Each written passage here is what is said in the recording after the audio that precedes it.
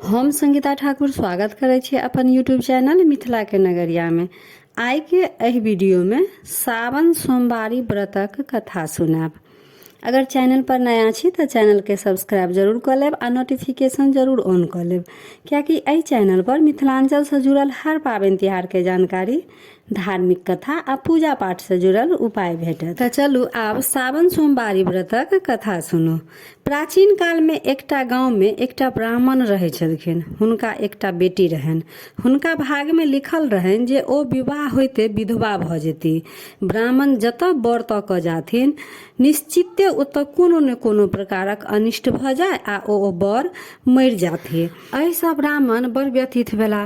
ब्राह्मणी के कहलखिन, सुनू आब हम बर के उद्देश्य में कतौ नहीं जायब। ब्राह्मणी के किछो अर्थे नहीं लगलनि। बड़ अनुरोध केला जे जतऽ जाइ छी कथा ठीक ठौर करै छी, विधि तेहन नहीं डांग मारै अछि जे बरक मृत्यु भ जाइ अछि। एहि जीव हत्या से आब हमरा वैराग भ गेल अछि, तैं हम आब कतौ जीव हत्या करऽ नहीं जायब। मुदा ब्राह्मणी नहीं मानलखिन। बजलखिन ब्राह्मणी जे बेटा तऽ लोक के कुमारो रहि जाइ छै, मुदा बेटी कतौ कुमार रहले हन। सौंसे गाम हमरो दूर दूरेने रहै अछि, तैं जेना होइया जे करऽ पड़त एकरा विवाह क लिअ बेटी के। अंतिम सभा रहै। एकटा ब्राह्मण घर घुरि कऽ जाइत रहथिन। हुनका ब्राह्मण पूछलखिन जे अहाँ के अगर योग्य कन्या भेटत तऽ विवाह करब। ओ ब्राह्मण कहलखिन जे अगर योग्य कन्या भेट जायत तऽ किया नहीं बियाह करब, क लेब। घर जाकर ब्राह्मण ब्राह्मणी के कहलखिन, हम बर आनि देलहुँ, आब शीघ्र जतेक जल्दी भ सकै विवाह के ओरियान करू। झटपट ब्राह्मणी सब किछु ओरियौलनि। डेराइते मोन से बेटी के आनि बैसौलनि आ विवाह भेल। जखन दुनू बर कन्या गोसाई के गोर लागऽ के लेल गेलखिन गोसाई घर में, तखनते बरक मृत्यु भ गेलनि। छन्ने में गीत नादक स्थान पर कन्ना रोहैट पसरि गेलनि। सब ओहि बर के अर्थी लऽ कऽ शमशान घाट जाय लगलखिन। तब ब्राह्मण के बेटी कहलखिन जे हमहूँ संगे जायब। बूढ़ पुरान सब बुझौलखिन, समझेलखिन जे अहाँ मूल लोक के संग कोना जायब। मूल संग जीवितक लोक के कोन संबंध अछि। मुदा ओ ठानि लेने रहथिन जे आब हम एतऽ नहीं रहब, संगे जायब। अंत में बूढ़ पुरान सब कहलखिन जे हिनका तऽ जिद लागल छै तऽ की करबै, जाय दियौ। एकटा खाट पर चढ़ा कऽ बोन में दऽ अबियौन। संग संग ब्राह्मण के बेटी सेहो गेली। ओहि ठाम चाननक एकटा जंगल में गाछ रहे। ब्राह्मणी के बेटी ओहि गाछ तर नित्य रोज सब दिन साँझ भिनसर कनैत रहै छलखिन जोर जोर से।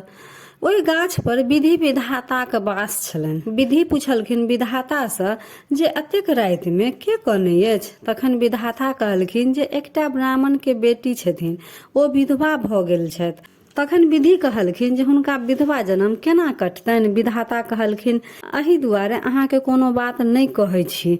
ओ सावनक सोम करती तऽ हुनका विधवा जन्म कटि जेतनि। तखन विधि पूछलखिन जे एहि सोमक व्रतक विधान केना करऽ पड़तै। विधाता सबटा फरिया कऽ कहलखिन। नीचा बैसल जे ब्राह्मण के बेटी रहे सब कुछ सुनि लेलनि। ओ हलैस उठली। सावन के सोम लग अबै बला रहे। पियर फूल, हरियर दूइब आ सिन्दूर लऽ कऽ ओ 14 ठाम पूजा केलखिन। एकटा सोम केलखिन तऽ स्वामी के अंग डोलऽ लगलनि। दोसर सोम केलखिन तऽ दोसर अंग डोलऽ लगलनि। तेसर सोम केलखिन तऽ तेसर अंग डोलऽ लगलनि। आ चारम सोम केलखिन तऽ चारू अंग डोलऽ लगलनि। पाँचम सोम में ब्राह्मण राम राम कऽ उठला। ब्राह्मणी के कहलखिन जे हम बहुत देर तक सुतल रहलहुँ, बड़ गाढ़ नींद भ गेल छल। ब्राह्मणी कहलखिन जे हमरा संगे आब गाम चलू।